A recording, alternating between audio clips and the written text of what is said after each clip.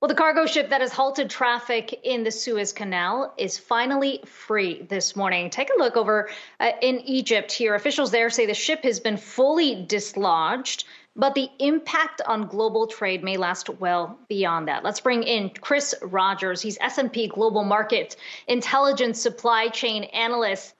Chris, we're talking about free at last for the ship. But this has been a long halt by trade standards, global trade standards.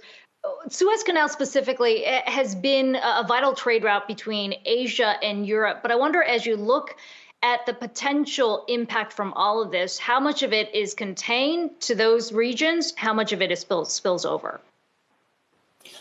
Yeah, sure. So I think it's been, as you say, shut for several days, around 6 days now. It's going to take quite a while to unclog all of that as well. Hapag-Lloyd and Maersk have indicated, around 5 or 6 days. It could take even longer than that. But I think when you're thinking about consumers and consumer goods going into Europe, then it shouldn't take too long to sort the problems out. The vessels will arrive a few days late. The challenge is that a lot of ports and the logistics system in Europe was already pretty heavily disrupted, partly because of the demand for extra goods resulting from the pandemic and everybody staying at home, but also because of the impact of the change in trading arrangements between the EU and the UK. It's important to bear in mind as well, of course, that it's not just consumer goods coming from Asia to Europe, it's capital goods and components going from Europe to Asia.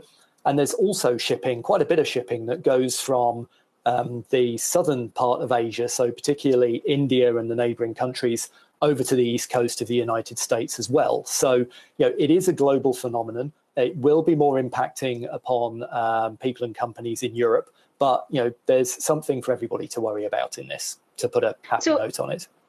So, Chris, if we're talking about disruptions that were already in place over at European ports, certainly this seems to complicate that as well. What is the impact? Are we talking about potential supply issues, cost issues? Can you break that down for us? Yeah, sure. I think you'll see both supply issues and cost issues. On the supply side, we're going to have consumer goods arriving late. There's already quite lengthy waiting lists for consumer durables, whether that's things like furniture or leisure equipment or so on, particularly going into the summer as well. So a lot of those summer products, summer fashions as well. Obviously, a lot of shipping coming out of South Asia is apparel, so there'll be disruptions to come there. And any disruption to the logistics industry will tend to be inflationary in nature. So, shipping rates will go up, delays tend to cost money. And then, of course, you've got the long-term effect. Are companies going to choose to increase their inventories and put cash flow aside just in case this kind of happens again? So, yes, it's both disruptive and I would say inflationary. And Chris, how do we look at this incident in the larger picture of global trade? I mean, this seems to show just the reliance on one passage and how significant that could have in terms of ripple effects on trade across two really big regions. Does that speak to the need to diversify in some way, or is this really the only route if we're talking about specific goods passing through? Yeah, sure. So it's not the only route. You can also go around South Africa, so you can go the long way round. It adds about 2 weeks and about 10% to the shipping costs in terms of fuel and so on. It is worth bearing in mind that the Suez Canal handles around 12% of global trade. So, it's inconvenient for those regions, but it needs to be kept in a global context.